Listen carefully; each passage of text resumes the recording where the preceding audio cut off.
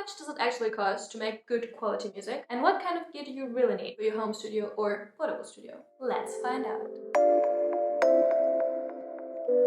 Hey there, I'm Jade. I'm a singer, songwriter, and music producer. And today I'm going to show you what kind of gear you really need for your home studio in order to make good quality music.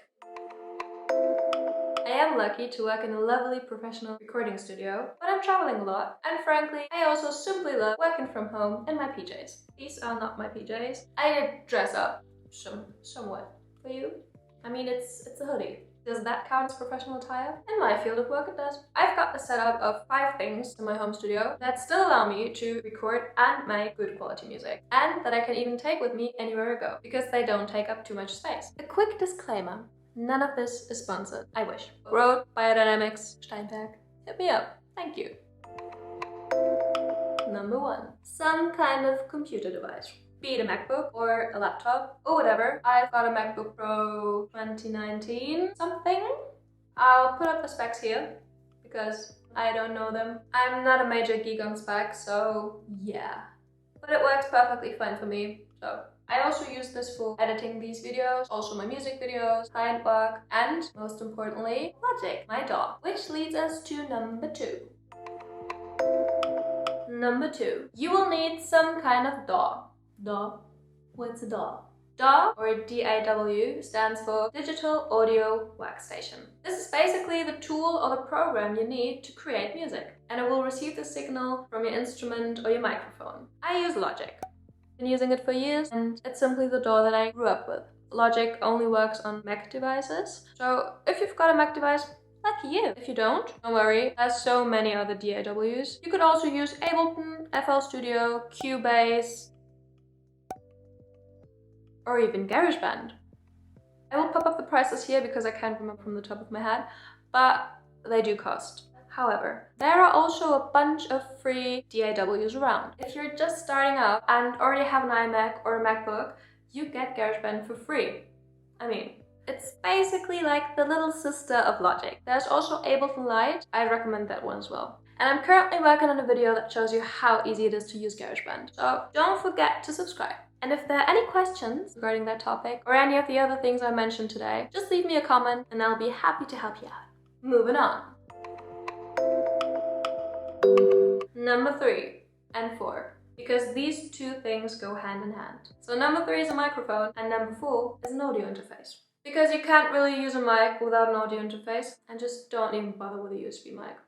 It's not worth it. Save that money and put it towards an actual microphone. This is my mic of choice for when I'm at home or when I'm traveling. It's a Rode NT1. I like it because it's all black. Also because I really like the sound. For this little amount of money, you get such a good quality. I love it a lot. No, really, I do. And you basically cannot hear a difference between this and the also very lovely microphones we have in our studio. Well, if you're a trained professional and you've been doing that for years, sure, you do hear a difference. But this thing here is 10 times cheaper. And I basically use this for almost every song I released until now, and also for my next release. It will be out on May 8th. Number 4. The audio interface. The audio interface links the microphone with your DAW, and of course you do need a cable to connect these 2. These cables are called XLR cable. Here's the thing, I found this amazing deal. Like I said, nothing is sponsored on here. I wish. But I was just googling around to find out how much these things cost, and I found this great deal. It's called the Rode Complete Studio Kit, and it includes this exact microphone, so the Rode NT1, and an interface, and Ableton Live Lite. That's a great deal. I will link that down below for you. If you can't get a hold of that, or you simply want to choose a different audio interface, I personally use the Steinberg.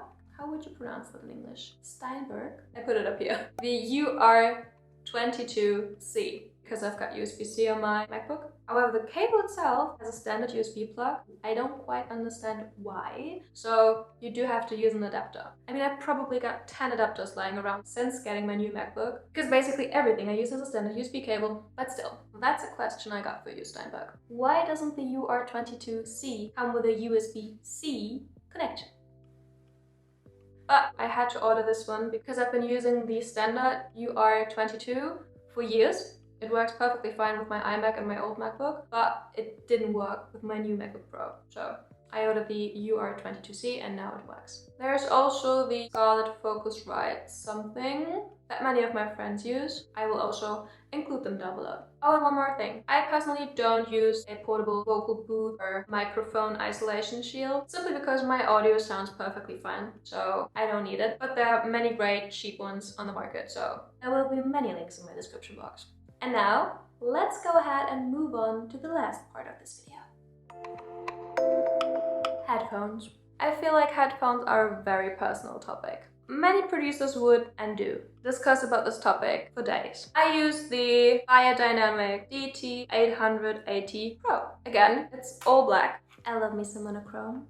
These ones are semi-open, which means you will still be able to hear your surrounding, which is crucial for me because I also use them when I record vocals. These ones in particular have a very neutral sound. They are not bass heavy and you get the true sound. That's especially important when editing and mixing your tracks. So they will also translate well on any kind of speaker or AirPods or Beats or whatever kind of headphones or speakers people will use when listening to your tracks. Also, very important fact, they are super comfortable. On the one hand, because, like I said, they are semi-open, completely closed headphones, even if it's just for mixing, always give me a headache.